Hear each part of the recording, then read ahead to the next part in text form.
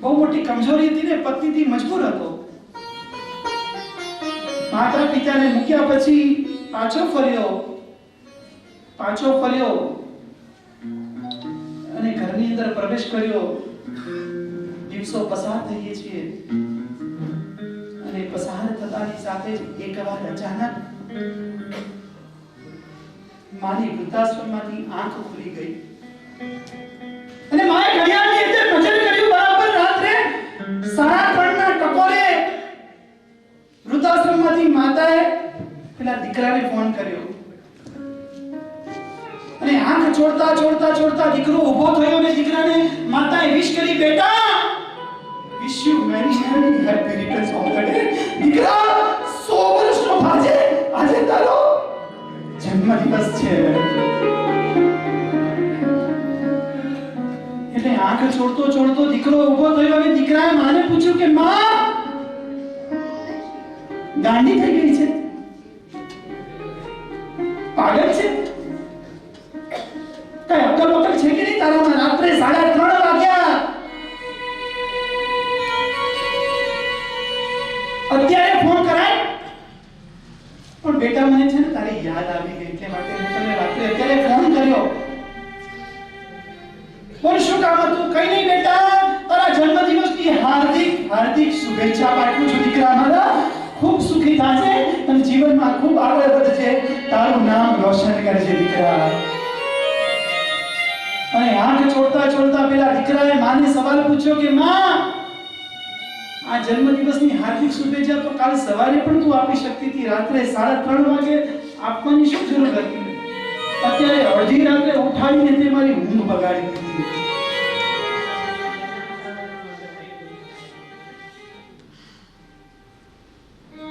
પેલી માએ જવાબ આપ્યો, દીકરા મને માફ કરજે, સોરી ભૂલ થઈ ગઈ મારાથી.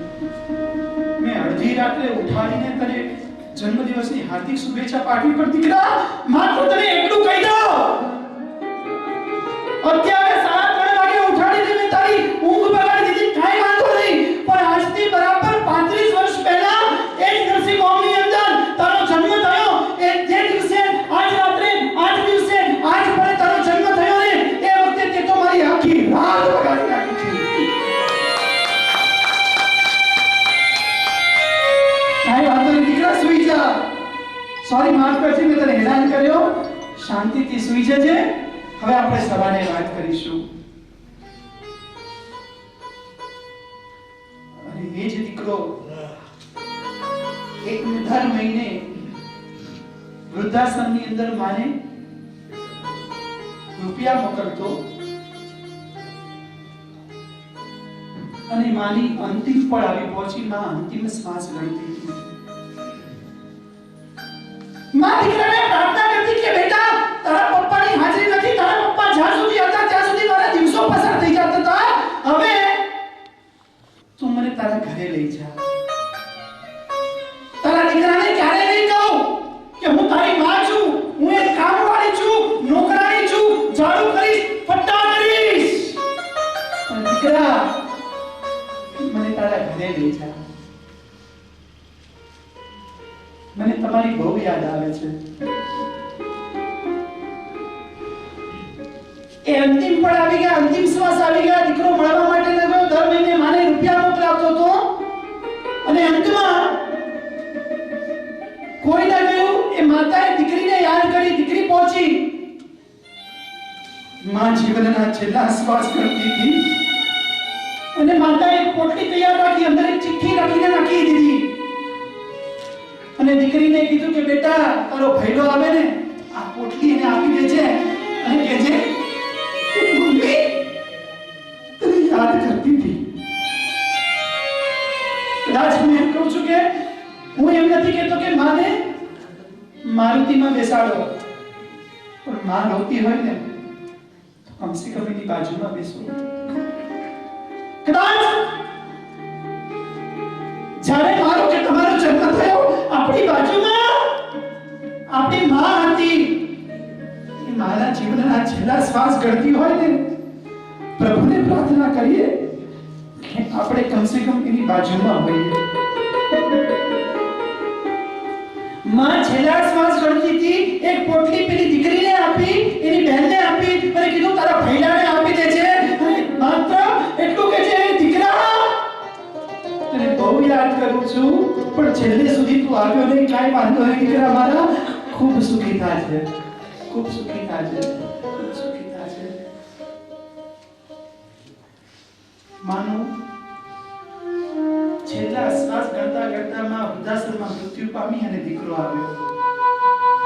દીકરો આવીને દીકરાએ પેલી બહેનને પૂછ્યું કે બેન ક્યાં છે, મમ્મી ક્યાં છે? અરે શું મમ્મી મમ્મી કરે છે? મમ્મીએ છેલ્લા શ્વાસ બી પૂરા કરી દીધા, મમ્મી હવે આપણી વચ્ચે નથી રહી. પણ મમ્મી તને એમ કહેતી હતી કે તને બહુ યાદ કરતી તો તું છેલ્લે સુધી ના આવ્યો, પણ એક પોટલી તને આપી છે, તને યાદ કરતી હતી. એ માં એ દીકરાએ એ પોટલી ખોલી, પોટલીની અંદર ચિઠ્ઠી લખી હતી. એ પોટલી ખોલી અને ચિઠ્ઠી કાઢી, ચિઠ્ઠી વાંચી. ચિઠ્ઠીમાં એટલું લખ્યું હતું દીકરા કાંઈ વાંધો નહીં, ખૂબ સુખી થાજે, ખૂબ મહેનત કરજે, તારું નામ આ દુનિયામાં રોશન કરજે, પણ માત્ર તને એટલું જ કહેવા માંગુ છું કે તું દર મહિને મને આ વૃદ્ધાશ્રમની અંદર રૂપિયા મોકલાવતો હતો, એ રૂપિયા એમની એમ મેં સાચવીને રાખ્યા છે. આ રૂપિયાની મને કોઈ જરૂર નથી, મને તારી જરૂર હતી. કદાચ એ દીકરાએ આપણે જ્યારે નાના હતા ને ત્યારે આપણા નાકના શેડા લૂછવા માટે માએ કદાચ 1000 રૂપિયાના સાડલાનો પણ વિચાર નથી કર્યો. મેજમાને 10 રૂપિયાનો રૂમાલ આપવા માટે આપણે 100 વાર વિચારીએ છીએ. કાંઈ વાંધો નહીં દીકરા, તું ન આવ્યો કાંઈ વાંધો નહીં, પણ તું દર મહિને મને આ વૃદ્ધાશ્રમની અંદર રૂપિયા મોકલાવતો હતો, એ રૂપિયા એઝ ઇટ ઇઝ મેં સાચવીને રાખ્યા છે. બેટા આ કળિયુગ છે, તું મોટો થાય, તારો દીકરો મોટો થાય, જે તું મને આટલા વર્ષો રાખી, પણ તારો દીકરો તને રાખે કે ના રાખે, અને તારો દીકરો કદાચ તને વૃદ્ધાશ્રમમાં મોકલે તો બેટા તું મારો સારો દીકરો છે, દર મહિને મને પૈસા મોકલાવતો હતો, અને તારો દીકરો કદાચ પૈસા મોકલાવે કે ના મોકલાવે તો બેટા આ રૂપિયા તને કામ લાગશે. મેં દીકરાના આંખમાંથી દર આંસુ વહેયા.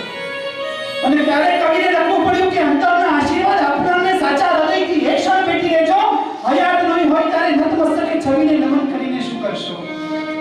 કાળની થપાટ વાગશે, અવિદાય થઈ જશે, પ્રેમના હાથ પછી તમારા પર ક્યારેય નહીં ફરે. લાખ કરશો ઉપાય તો એ વાત્સલ્ય લાવો ફરી જિંદગીમાં નહીં મળે, પછી દીવાન ખંડમાં 2x2 ની તસવીર લગાડીને શું કરશો?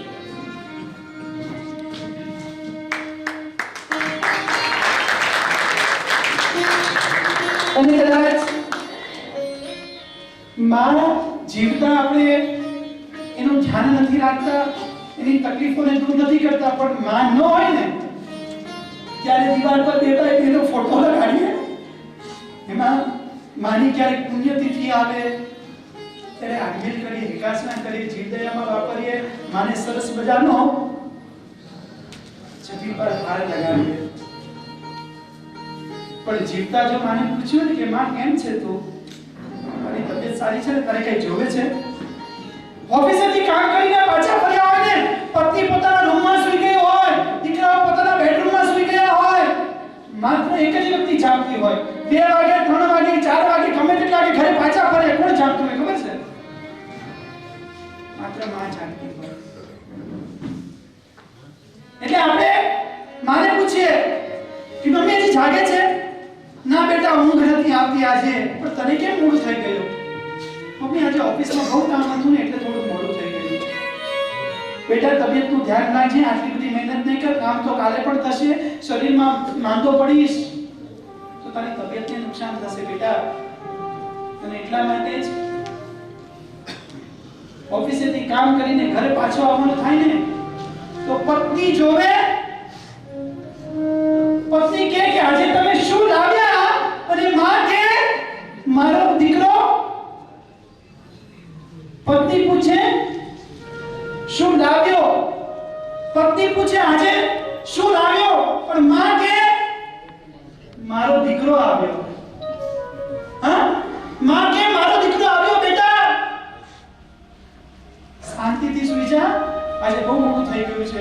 માત્ર એક વ્યક્તિ જાગતી હોય એ માત્ર ને માત્ર માં છે. ચાલો સરસ મજાના હૃદયના ભાવો સાથે સંગીતના સ્વર શબ્દ અને સંગીતના સતવારે કમલેશભાઈનો સ્વર મળ્યો હોય, એમની દીકરી પણ સાથે સાથે હોય, એમને પણ સાંભળવાનો અવસર હોય, અને મારા છોકરા દોસ્તો તેને કહી શકાય પારસભાઈ, નામ જ છે એનું પારસ છે. હજી તો એમને સાંભળવાના પણ બાકી છે. ઘડિયાળનો કાંટો આગળ વધી રહ્યો છે. સરસ મજાના હૃદયના ભાવોથી એ માતા પિતાને વંદના કરીએ. આ ભક્તિ ગીત દ્વારા સરસ મજાના એ માના ઉપકારોને યાદ કરીએ. માત્ર માતા અને પિતાનો ચહેરો આંખ બંધ કરીને આંખ સામે લાવીએ, એમના ઉપકારોને યાદ કરીએ, એમના ગુણોને યાદ કરીએ. दुनिया में लाया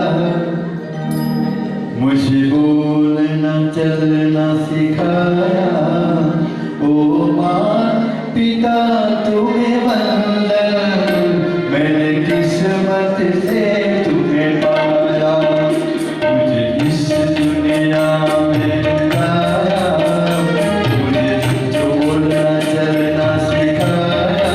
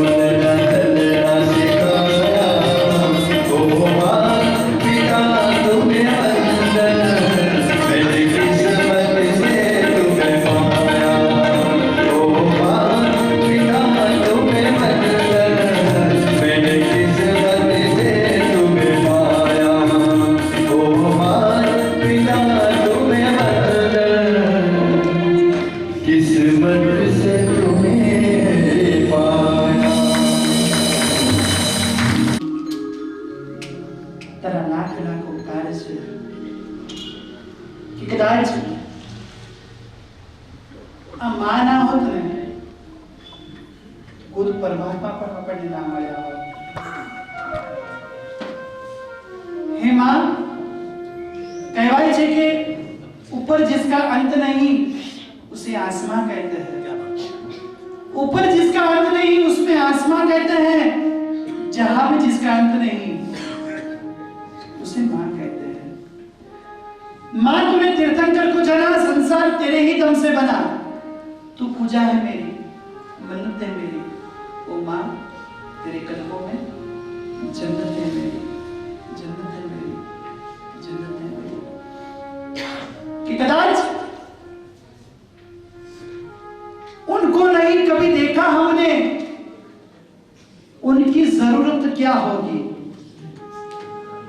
ए मां, फिर एक बार, उसको नहीं देखा हमने कभी, उनकी जरूरत क्या होगी. हे मां, तेरी सूरत से अलग भगवान की सूरत क्या होगी.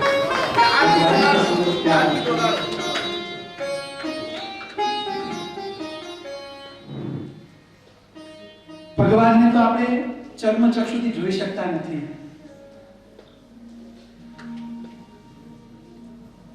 પણ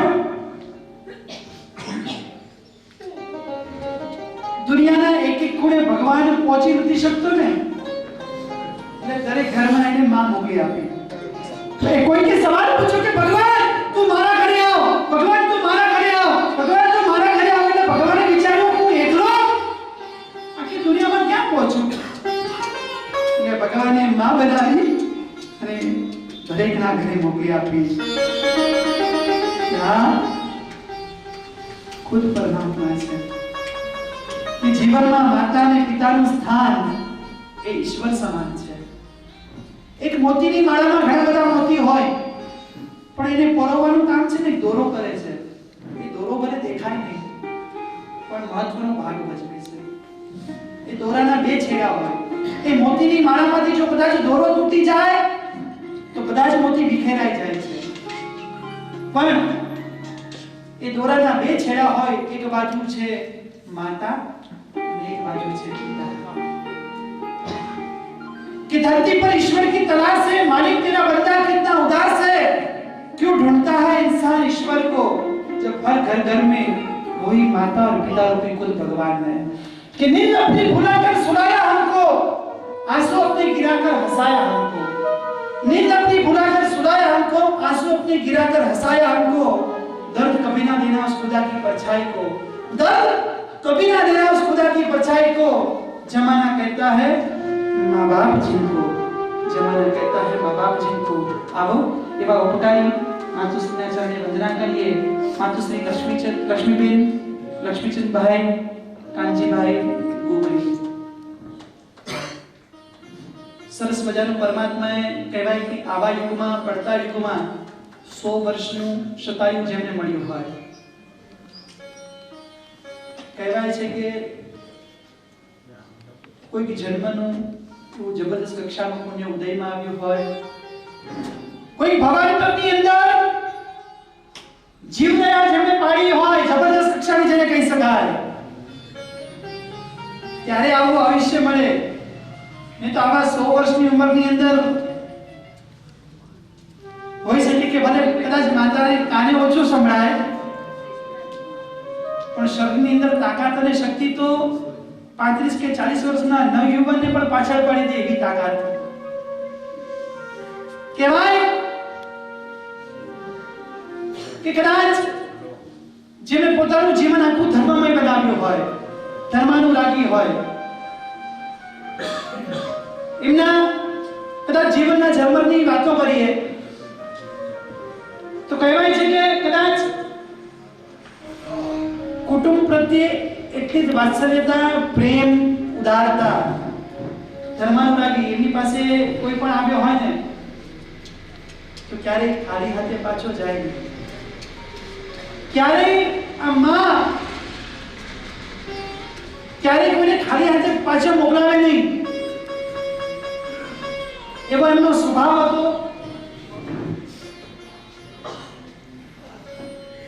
અને એવું પણ સાંભળ્યું મેં કે આ માતુશ્રી લક્ષ્મીબેન, એમના સાસુ, શું નામ હતું? હાજી, માતુશ્રી લક્ષ્મીબેન, એમના સાસુ મક્કાબેન, એમના માતા, શું નામ હતું? હા, એમના માતા ભાણભાઈ, એમના જેઠાણી, શું નામ? હા, સાક્ષાત ગંગા સ્વરૂપ જેને કહી શકાય એવું ગંગા જેવું એમનું પણ જીવન નિર્મળ હતું. આ ત્રણેયની સેવા કોણે કરી હતી? માતા લક્ષ્મીબેન એમણે કરી હતી. આજે એક પ્રાર્થના કરીએ આપણા દરેક વતી. સેન્ચુરી તેમણે પૂરી કરી, પણ વર્ષો પરમાત્માને શતાયુ કરતા પણ વધારે આયુષ્ય આપે, સારામાં સારી પોતાની જીવદયા પાડે, સત્કાર્ય પોતાના જીવનમાં દરેક કરે. આપણી વચ્ચે એક દુઃખની વાત છે, પણ આપણી વચ્ચે અત્યારે નથી.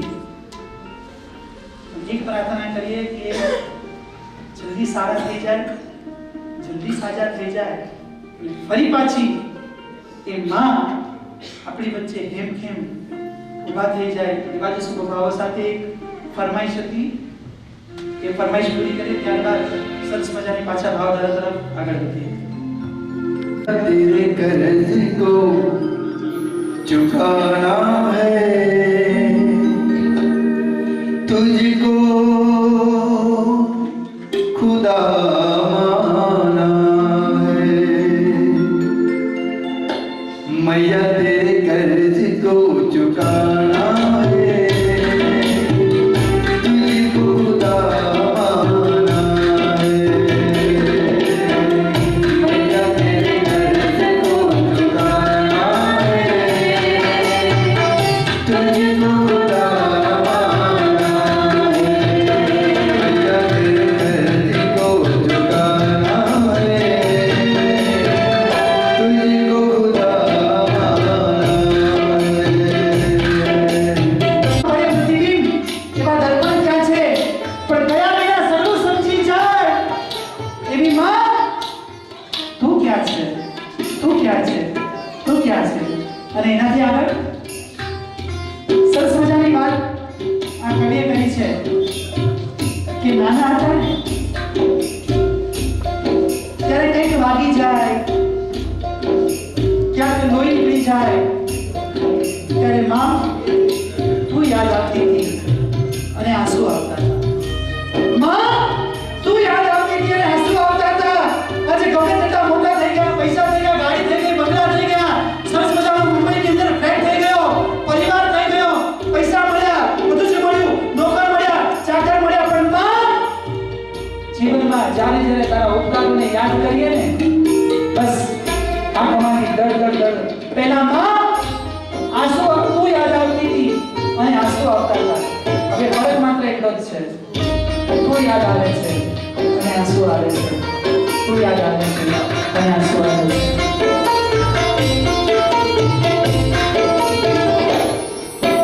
जब जब मैं रोता था तू मुझे बताती थी, जागती थी मेरी रात रात भर,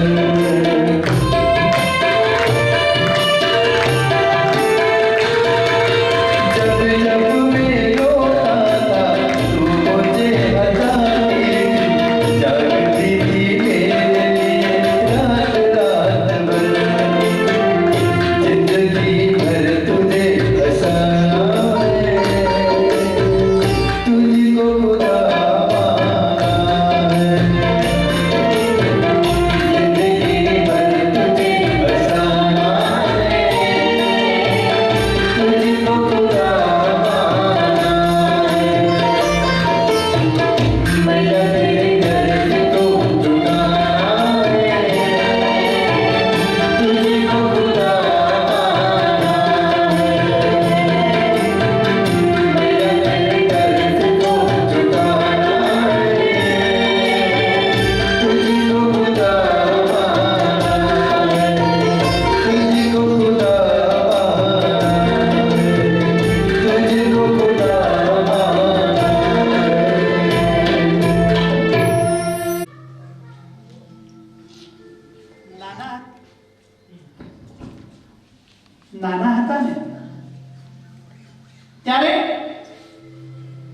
મીઠા મીઠા હારગડા ગાય અને સરસ મજાના પારણે માં ઝુલાવતી હોય, કેટલી વાર્તાઓ કહી દે, કેટલા સ્તવનો સંભળાવી દે અને સાંભળતા સાંભળતા સાંભળતા મીઠી સુંદરમાં આપણે ઘેરાઈ જઈએ, પૂરી જઈએ. પણ કહેવાય કે મમ્મી એને તો કાયમની નોકરી, 12 મહિના 24 કલાક એ તો કરતી આખા ઘરની ચાકરી. મમ્મીને કાયમની નોકરી, મેડિકલ લીવ નહીં, પ્રોવિડન્ટ ફંડ નહીં, મળતી ક્યાં કોઈ એને કોઈ સેલેરી. આખો દિવસ એ તો ટીચરથી જાય અને વારતી જાય એની કેલેરી. મમ્મીને કાયમની નોકરી. મમ્મીનો રોલ ઘણો અઘરો છે કે કદાચ મમ્મીનો રોલ ઘણો અઘરો છે. અરે કાયમ કસોટી છે આકરી. મમ્મીને કાયમની નોકરી. આમ તો કોઈ નોકરીમાં એક જ બોસ હોય, પણ અહીં મમ્મીને ઘણા બધા બોસ. પણ જીવનમાં પોતાનો કદી ઓછો ન થાય જેનો, જો મમ્મી બન્યા પછી ભૂલી જવાય કે મમ્મી પણ ક્યારેક હતી કોઈની છોકરી. મમ્મી એ પણ હતી ક્યારેક કોઈની છોકરી. મમ્મીને કાયમની નોકરી. તમે અને આપ જેવા શબ્દો જ્યાં ઓછા પડે, તમે અને આપ જેવા શબ્દો જ્યાં ઓછા પડે અને તુકારો આપીને આપણને બોલાવીએ ત્યાં સુધી વાંધો નહીં, તો મમ્મીને જાકારો તો ન જ આપીએ. મમ્મીને કાયમની નોકરી. ઘણી વખત મારે ને કહેવાને આપણે મમ્મી પર ખીજાતા હોઈએ, ચૂપ રહીને હવે તને કાઈ ખબર નથી પડતી, ગાંડી છે, અક્કલ નથી તારામાં, કાઈ પણ બોલે છે મમ્મી, ચૂપ રહે, તને ખબર ના પડતી હોય તો વચ્ચે વચ્ચે બોલવાનું નહીં. આપણે ઇન્સલ્ટ કરી દેતા હોઈએ છીએ. મમ્મી એટલે આપણને ખુશ જોવા માટે કદાચ પોતાનું રડવાનું પણ છુપાવી દે એવું ખોટું હસનારી. માં એટલે વગર વાકે પિયરના લોકો વિશે ખરાબ સાંભળનારી. માં એટલે સવારનો એલાર્મ અને રાતનો નાઇટ લેમ્પ. માં એટલે વહેલી સવારનું ટિફિન અને અંતે દરવાજાનું તાળું. સવારના કદાચ પરીક્ષા દેવા જવાનું હોય, મમ્મીને કહીએ મમ્મી મારે વાંચવાનું ઘણું બધું બાકી છે, કાલે પરીક્ષા છે, સવારે મને 6 વાગે ઉઠાડી દેજે. અને મમ્મીને કીધું હોય ને મમ્મી 6 વાગે ઉઠાડી દેજે, એટલે મમ્મી સવારના પોરની સાથે દીકરાને ઉઠાડે કે દીકરા ઉઠ, અને 6 વાગે ઉઠવાનું તું ઘડિયાળની અંદર નજર કર, 7 વાગી ગયા. અને જ્યાં દીકરો આંખ ચોડતા ચોડતા ઘડિયાળ ઉપર નજર કરે ને, હજી તો ઘડિયાળમાં 5 જ વાગ્યા હોય. ક્યાં ખબર પડે છે મમ્મીને? કારણ કે મમ્મી ભણી નથી ને અભણ છે. મારી મમ્મી ગાંડી છે, પાગલ છે ને કઈ ખબર નથી પડતી. જમવા બેઠા હોઈએ, દીકરો થાકી પાકીને કામ કરીને પાછો ફર્યો હોય, મમ્મીને કહીએ મમ્મી બસ એક જ રોટલી આપી દે, હવે પેટ ભરાઈ ગયું છે. મમ્મી ભાણામાં 3 રોટલી પીરસી દે, બેટા ખાઈ લે ચૂપચાપ, એક જ રોટલી છે. મમ્મીને ક્યાં ગણતા આવે છે? અભણ છે ને મારી મમ્મી, ગાંડી છે, પાગલ છે. અરે ગમે તેવી હોય, ખેડી હોય, ગાંડી હોય, પાગલ હોય, મારી મમ્મી છે. કદાચ માં એટલે બીમાર પડવાનું કે થાકવાનું કે દુખી દેખાડવાનું, હંમેશા જેને સખ્ત મનાય એ તો ફક્ત માં જ. માં એટલે નાનપણમાં પોતાના યુવાનીના અઢળક સપનાઓને ફુગ્ગાઓની જેમ ટાંકણીમાં પરોવીને ફુગ્ગા ફોડી નાખનારી માત્ર ને માત્ર માં. અને બહારે ને તહેવારે કહીએ કે માં તને ખબર નથી પડતી, પણ કદાચ મને કે તમને જેટલા વર્ષોથી લોકો ઓળખતા હોઈએ એના કરતા 9 મહિના વધારે માં ઓળખે છે. મોટા કહીએ મમ્મીને ચૂપ રે. પણ આપણને ખબર નથી પડતી, નાના હતા ચીચી અને પીપી કરવાની ભાન નહોતી પડતી. ગમે તેવું કાળું ઘેરું ભાષામાં બોલતા હતા. કદાચ ઘરે મહેમાન આવ્યા હોય અને મહેમાનો તો જવા દો, પપ્પા પણ આવ્યા, પપ્પા પૂછે શું કહે છે દીકરા, શું કહે છે, શું બોલે છે તું? પણ મમ્મી તરત સમજી જાય કે દીકરો શું બોલે છે. ગમે તેવો દીકરો તોતરું બોલતો હોય, ગમે તેવું બોલતો હોય, પણ માને ખબર પડી જાય દીકરાને શું જોવે છે, શું નથી જોતું, દીકરાને શું ભાવે છે. આવો એવા ઉપકારી માતાના ચરણે વંદના કરીએ. સરસ મજાની આ 4 લાઈન સાંભળી સ્વર શબ્દ અને સંગીત દ્વારા. જો સારી લાગે, માત્ર 4 લાઈન છે, આખું ગીત નથી. કદાચ ફરમાઈશ આવે તો ફરીવાર પૂરી કરવાનો ટ્રાય કરશું, પણ આ માત્ર મા માટે આ 4 લાઈન તાળીઓના તાળ સાથે ફરી એકવાર. હાજી. હતો હું સુતો પારણે પુત્ર નાનો, લડો છે તો લાગતો કોણ હાજી. અહીંયાથી અમારા કોઈ કલાકાર કોઈ તબલા પછી વગાડશે. આ ગીતની સાથે માત્ર તાળી. ફરી એકવાર. હાજી. સુતો પારણે નાનો, લડો છે તો લાગતો કોણ જાનો. હતો હું સુતો પારણે પુત્ર નાનો, લડો છે તો લાગતો કોણ જાનો. મને દુખી દે દુખી કોણ થાતો, મને દુખી દે દુખી કોણ થાતો. મહાએતવારી દયા રીજમાતું, મહાએતવારી દયા રીજમાતું. હતો હું સુતો પારણે પુત્ર નાનો, લડું છે તો લાગતો કોણ જાનો. અને એવી જ મા માટે एक सुंदर मजानी फरमाइश. तू कितनी अच्छी है, तू कितनी भोली है, प्यारी प्यारी है. ओ माँ, ओ माँ, ओ माँ, ओ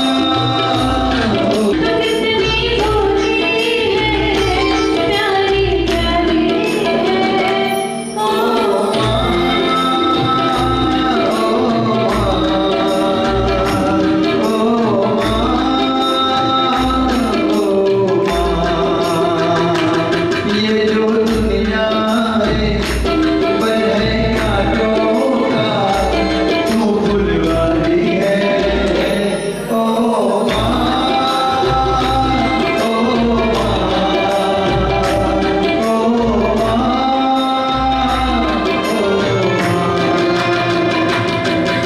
હે માં, વંદન કરું છું. હે મારી જગત જનની, વંદન કરું છું. હે માં જગત જનની, મમતાળું છો મનની, ચિત્ત તારું પ્રેમની ચાંદની, સંસ્કાર તારા સંજીવની, વાત્સલ્યની વીરડી, દયાની વીરડી, પ્રેમની પરખ અને મમતાનો મહાસાગર, સ્નેહનો સરોવર. એટલે માં, એટલે માં, એટલે માં. दुख लागी है माँ तेरी रखियाँ, दुख लागी है माँ तेरी रखियाँ. मैं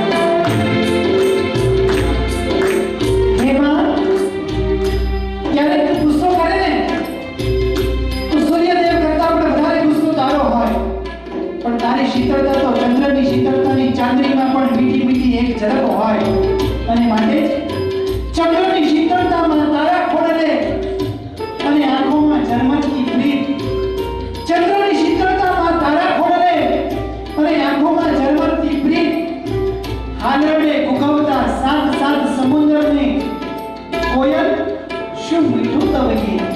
હે માં, તું જાણે બોલતી હોય, તું જાણે પારણામાં જુગાવતા જુગાવતા હાલેલા કરતી હોય, કોયલ પર પાછી પડે, તારો શબ્દ, સ્વર, સંગીત ભલે ગમે તેટલા મોટા થઈએ એ પાછો ફરી જીવનમાં હવે ક્યારે જોવા નહીં પડે. હે માં, ક્યારે જોવા નહીં પડે. આવો એવા સરસ મજાના હૃદયના ભાવો સાથે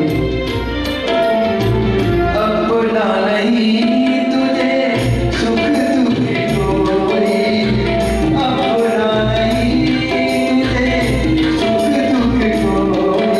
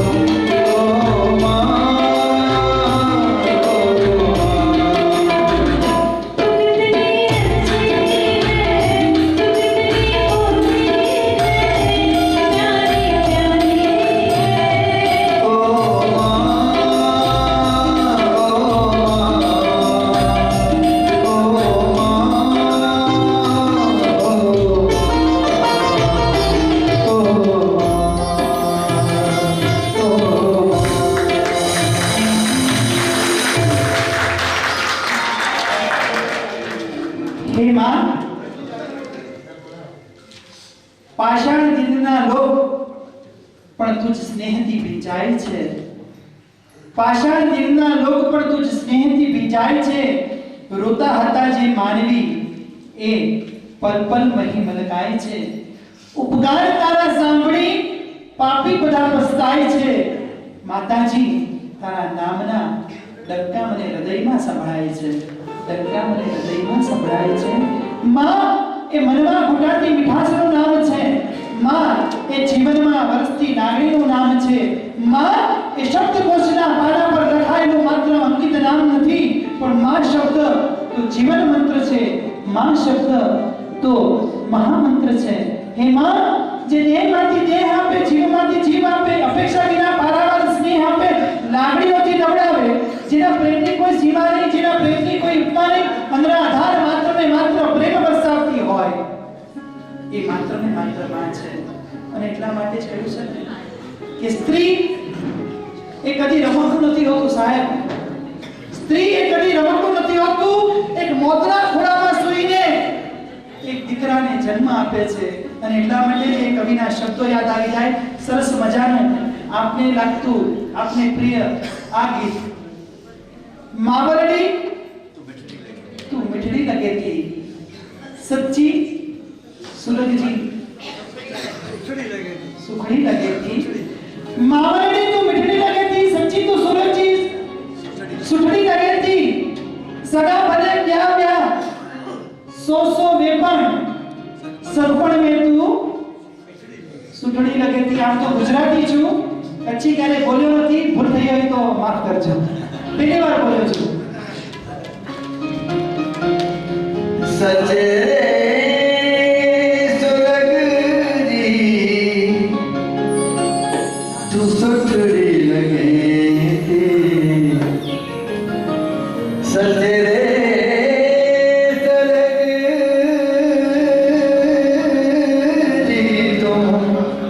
सुठड़ी लगे थे.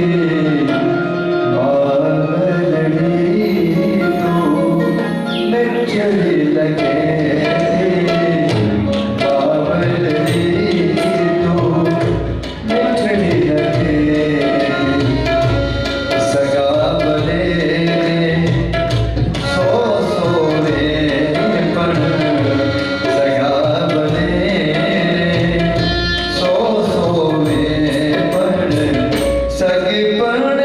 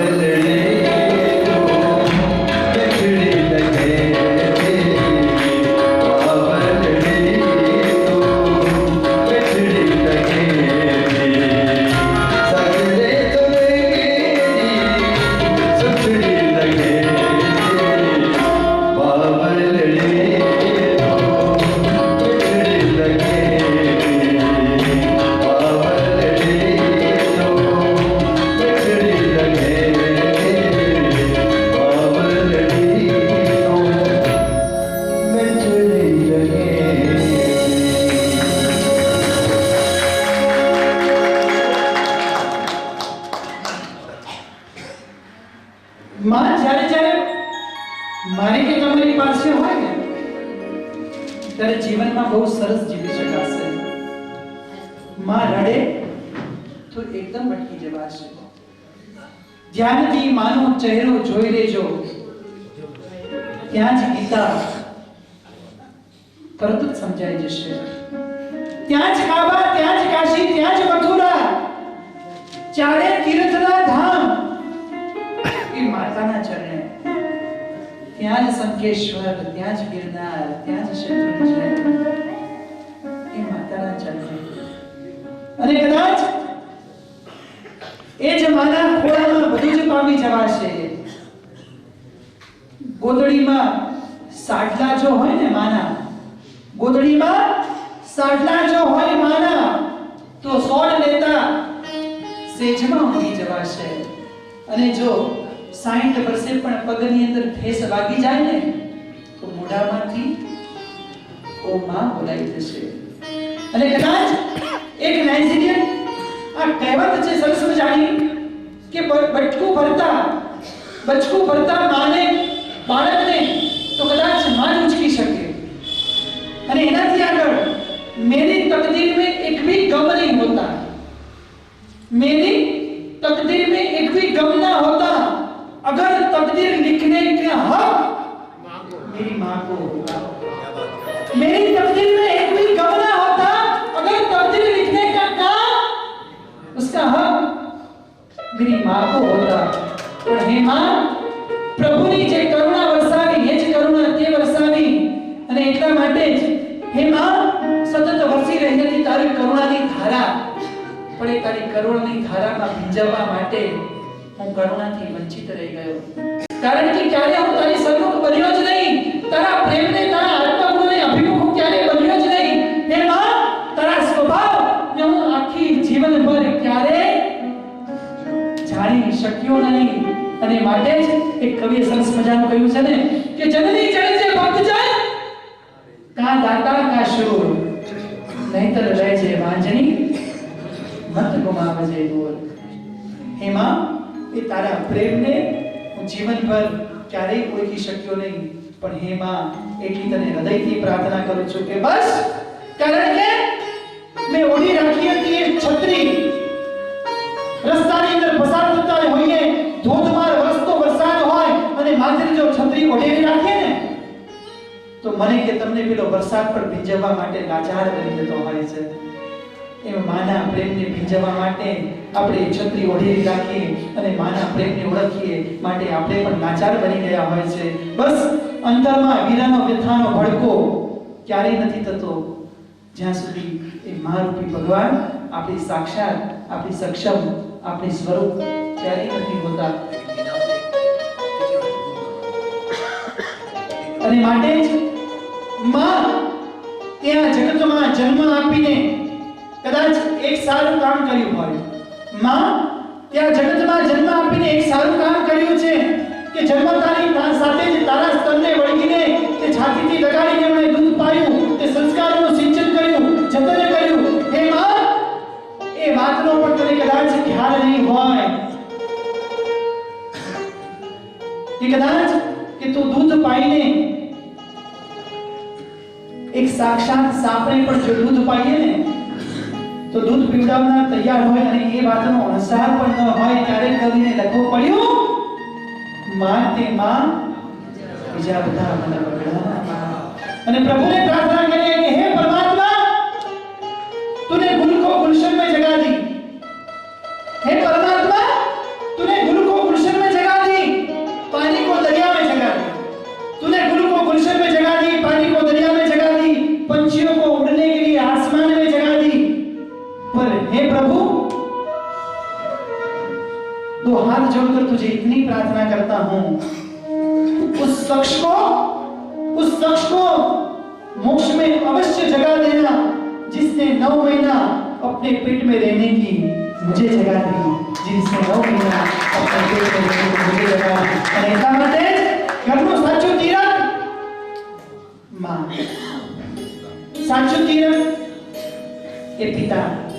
અને સાક્ષાત જેને ભગવાન કહી શકાય, ધરતી પર રૂપ માતા પિતાનું, એ સાક્ષાત પરમાત્મા આવો સરસ મજાના અંતિમ સ્વર શબ્દ અને સંગીતના સથવારે ભાવધારા તરફ આગળ વધીએ અને આ ગીતને સરસ મજાના હૃદયના ભાવોથી એ માતાના પિતાને ઉપકારોને યાદ કરીએ. मगन फिर भी अनजान है, ये तो सच है कि भगवान है. ये मगन फिर भी अनजान है, यदि ये रूप हमारा मेरा की पहचान है. ये तो सच है कि भगवान है.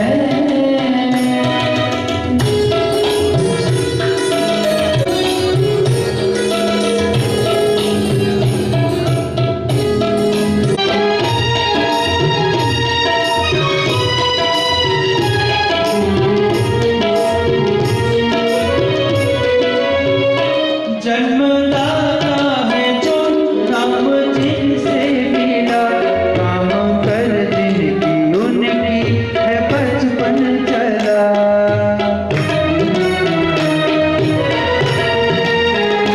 कांधे पर बैठ कर जिनको देखा जहाँ, ज्ञान जिनसे मिला क्या बुरा क्या भला.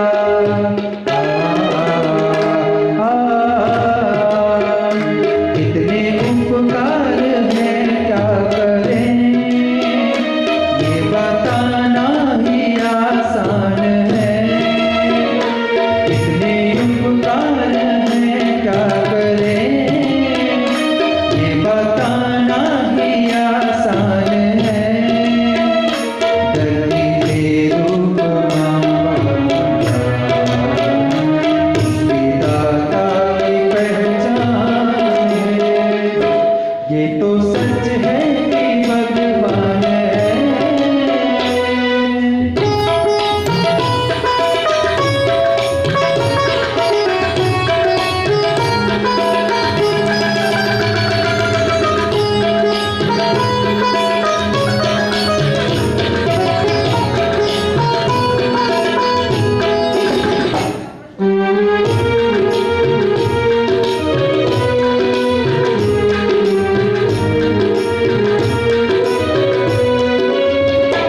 जन्म देती है जो पाँच से जग कहे, अपने संतान में प्राण जिसके रहे.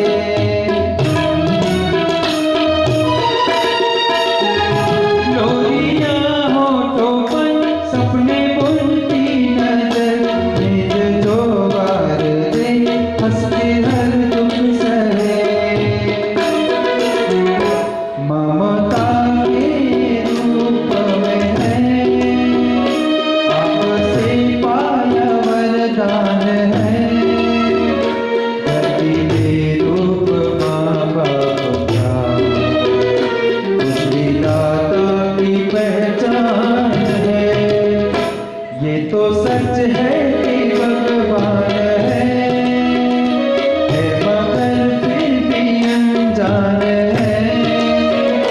ये तो सच है कि भगवान है मगर फिर भी अनजान है. धरती पर रूप माँ बाप का, उस विधाता की पहचान है. ये तो सच है कि भगवान है. ये तो सच है कि भगवान है. માત્ર છેલ્લી 10 મિનિટ હૃદયના ભાવથી વધાવીએ કે માતા અને પિતાના ઉપકારોને યાદ કરીએ.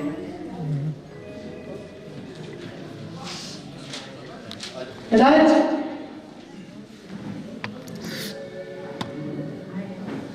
એ માતાને વિશે ઘણા બધા લેખકોએ સર્જન કર્યું, ઘણા બધા પુસ્તકોએ, ઘણા બધા લેખકોએ નાટ્ય રૂપાંતર કર્યું. આપણો માત્ર અંતિમ 10 મિનિટ માતૃવંદના તરફ આગળ વધીએ અને એક વાત માત્ર નાનકડી પિતાને લઈને આપણી ભાવધારાને અંદર વિરામ કરીએ તે પહેલા કહેવાય છે કે પિતાના પણ ઘણા બધા ઉપકારો થાય છે. પિતા સુધી પહોંચવા માટે સંતાનોની ફૂટપટ્ટી હંમેશા ઓછી જ પડતી હોય છે. એ પિતા હંમેશા પોતાના પરિવારને ખુશ રાખે, મહેનત કરે, પાળીને પોષીને મોટા કરીને સંસ્કારોનું સિંચન કરે છે એ પિતા. માં જન્મ આપે તો પિતા આંગળી પકડીને ચાલતા શીખવાડે. એક સંતાનના નામની પાછળ પોતાના નામનો સમર્પણ લગાડીને આ દુનિયાની અંદર વ્યવહાર કેમ કરવો તેના પાઠ શીખવે એ પિતા. આ જગતમાં એક નવું ઉપનામ આપે એ પિતા. કદાચ પિતા ક્યારે પોતાના જીવનની અંદર લડે નહીં, પણ સંસારમાં કદાચ ગમે તેવી પરિસ્થિતિ હોય, 12 સાંજે અને તેલ તૂટે તેવી પરિસ્થિતિમાં પણ ઘરના સભ્યોને, પરિવારને હસતા રાખીને ઓશિકાની આડવા કોઈ બે આંસુ પાડી લેતું પાત્ર હોય ને, તો એ માત્ર ને માત્ર પિતા હોય છે. કદાચ એ પિતાની મહાનતા જોવી હોય, કહેવાય છે કે લીમડો એ ભલે ગમે તેટલો કડવો હોય પણ શરીરને એટલો જ ગુણકારી હોય. પિતા આપણને ગમે તેટલા વડે, ટોકે, ટકોર મારે, કદાચ લાફો પણ મારી દે ને, પણ પુત્રના હંમેશા હિત માટે સતત ને સતત ચિંતા કરતા હોઈએ છીએ. કદાચ પિતાને ઓળખવા હોય ને તો ઘરની બહાર બેસની અંદર દરવાજો ખોલી લઈને પપ્પાના ચપ્પલ એના તરફ નજર કરીને તો ખબર પડશે કે પિતા કોને કહેવાય. ચપ્પલના તળિયા કદાચ ઘસાઈ ગયા હોય અને બહાર મોચી પાસે નહીં તો પોતે હાથથી સીવીને સાંધીને દિવસો કાઢતા હોય. એ પપ્પાના કપડા ઉપર નજર કરીએ, પપ્પાને ગંજી જોઈએ, પપ્પાને કહે કે પપ્પા ક્યાં સુધી આવા ફાટેલા ગંજી પહેરશો? ગંજીમાં કાણું છે પપ્પા, હવે તો બદલાવો. ત્યારે પપ્પા કહે છે, ના દીકરા, આ ગંજીમાં કાણું નથી, ધ્યાનથી જો, આમાં તારું ઉજ્જવળ ભવિષ્ય દેખાશે. શું પપ્પા ક્યાં સુધી આ ફાટેલા ચપ્પલ પહેરો છો? ત્યારે પપ્પા કહે છે કે દીકરા, તારે કેટલી વાર ઘરની બહાર જવાનું? દીકરા, તારે કોલેજ જવાનું હોય, તારે સારી શાળામાં એડમિશન લેવાનું છે, તું તારે રીબોકના શૂઝ વાપર, તું તારે જલસા કર, તારે કોઈની વસ્તુની જરૂર પડે તો મને કહેજે. શું પપ્પા ક્યાં સુધી આ નાવાના સાબુથી શેવિંગ કરશો? અરે દીકરા, ત્યારે પપ્પા કહે છે 60 અને 65 અને 75 વર્ષે પહોંચી ગયા પછી દીકરા, હવે મને કોણ જોવા વાળું છે? તું તારે જીરેટ વાપર, તું તારે જલસા કર, પૈસા જોઈએ તો મને કહેજે, તારો બાપ પછી હજી કમ ઉભો છે. જ્યાં સુધી તારો બાપ જીવતો છે ત્યાં સુધી દુનિયાની કોઈ તાકાત નથી કે તારો કોઈ વાળ વાકો કરી શકે. પણ પપ્પાને આપણે હજી સુધી ઓળખી શક્યા નથી. મમ્મીને ઓળખી શકાય, પણ પપ્પાને ઓળખવા માટે સંતાનોની ફૂટપટ્ટી હંમેશા ઓછી જ પડતી હોય છે. એ શ્રીફળ સમૂહ વ્યક્તિત્વ જે બહારથી કડક પણ અંદરથી ભીના. સાંજે પડે મમ્મીએ કીધું હોય કે કાલે નાનાને સ્કૂલમાં ફીસ ભરવી છે, કાલે આટલા પૈસા ભરવાના છે, ગમે તેમ કરીને સાંજે પૈસા દેતા આવજો. એટલે પપ્પા કામ કરવા જાય, અને કવિ સરસ મજાનું કીધું છે, પપ્પા મજૂરી કરવા માટે બજારની અંદર જાય, ત્યારે પેલા ટ્રક વાળાને કીધું કે સાહેબ, મારા માથે આજે ઈંટોનો ભાર થોડોક વધારે મૂકી દેજો, કારણ કે સાંજ પડે એટલે કાલે મારે દાદાની સ્કૂલમાં કાલે ફીસ ભરવાની છે, પૈસા થોડાક જોઈએ છે વધારે.